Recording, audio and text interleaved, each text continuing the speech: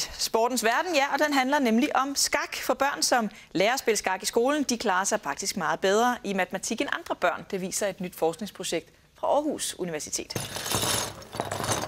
I en række indsatsklasser på skoler i Aarhus, der har man i en periode fjernet en ugentlig matematiktime, og så har man erstattet den med 1 times skak. Og det lader til, at det er en god idé, for selvom de altså har fået færre timer i matematik, så viser det sig, at eleverne i de her indsatsklasser er blevet bedre til at regne end eleverne i almindelige klasser. Ja, og grunden til, at jeg var så optaget af det, der foregik her, det er, fordi du er kommet her ind i studiet til mig, Jakob Ratlev, og har sat et skakbræt op.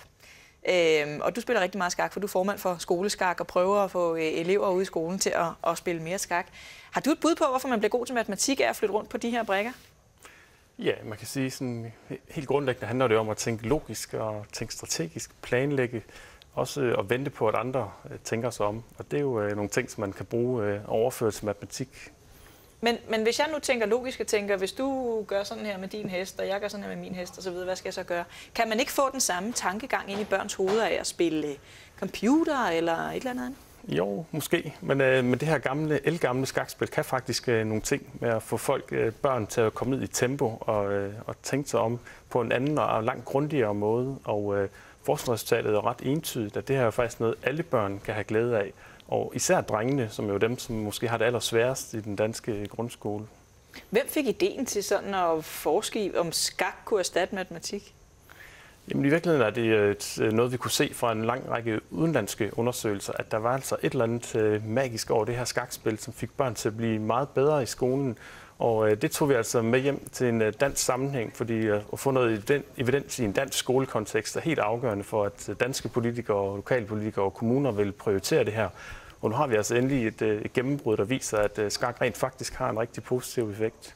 Så skak har en positiv effekt på at lære børn matematik, men det er måske et spil, som har sådan lidt kedeligt image. Hvad kan man gøre for at få flere børn til at spille skak, hvis det nu er så godt for deres evne til at regne? Ja, man kan jo sige, at det er rigtig nok, det har et meget kedeligt image. På den anden side, der er også rigtig mange børn, som gerne vil være gode til noget, og især nogle forældre, som også godt kunne tænke sig, at deres børn var lidt bedre i skolen. Og går man ned på den lokale folkeskole og spørger, så en af de største udfordringer, det er jo at få skabt ro i klassen, og man vil også godt have, at børnene klarede sig lidt bedre i de der PISA-test, og måske også, at drengene kom lidt bedre med. Og der må man bare sige, at det kan godt være, at det er lidt nørdet, men det virker faktisk. Og de drenge, som ellers sidder med caps og er lidt urolige, de falder for det her og bliver faktisk rolige, når de lærer at spille skak. Så en ting er det her med at tænke logisk og planlægge og sådan noget, som man godt kan se visse paralleller til i matematikkens univers. Bliver de simpelthen også mere velopdragende og bedre til at koncentrere sig og så videre af at spille et 1000 år gammelt spil? Ja, altså kort sagt kan man jo sige, at en væsentlig del af det at spille skak er jo at vente indimellem, fordi man er jo ikke i trækket hele tiden. Danske børn til daglig, de er jo i trækket hele tiden. Der sker altid noget. Der er internettet kører, fjernsynet kører, en masse ting, men når du spiller skak, så er du er kun i trækket hver anden gang jo. Og det bringer dig ned i tempo og lærer at leve med dine egne tanker i din egen lille verden. Og så har du helt selv ansvar for, hvad der foregår. Der er ikke nogen, der må komme og hjælpe dig. Du skal selv finde ud af, hvad der skal ske her. Og det er super sundt for børn. Men det lyder jo også, som om det måske kan være lidt svært at overtale unge, måske især drenge, til at kaste over det her spil. Altså, hvilke fif kan man bruge som forældre, hvis man har en 12-årig med krudt i røven, der helst vil sidde og spille på sin iPhone og sige, hør nu her, nu skal du spille noget skak. Hvordan kan man overtale dem til det?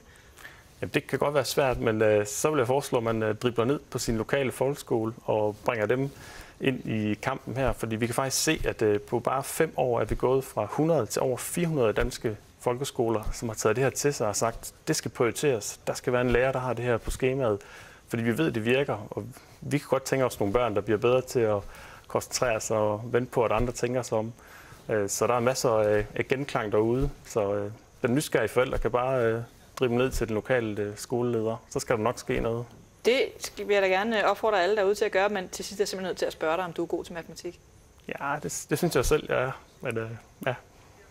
Tak skal du have, Jakob Ratlev, fordi du kommer og fortalte om skakkens indvirkning på matematiske evner. Og med det er det blevet tid til en lille pause, og så er der kulturen på News lige om lidt på Gensyn.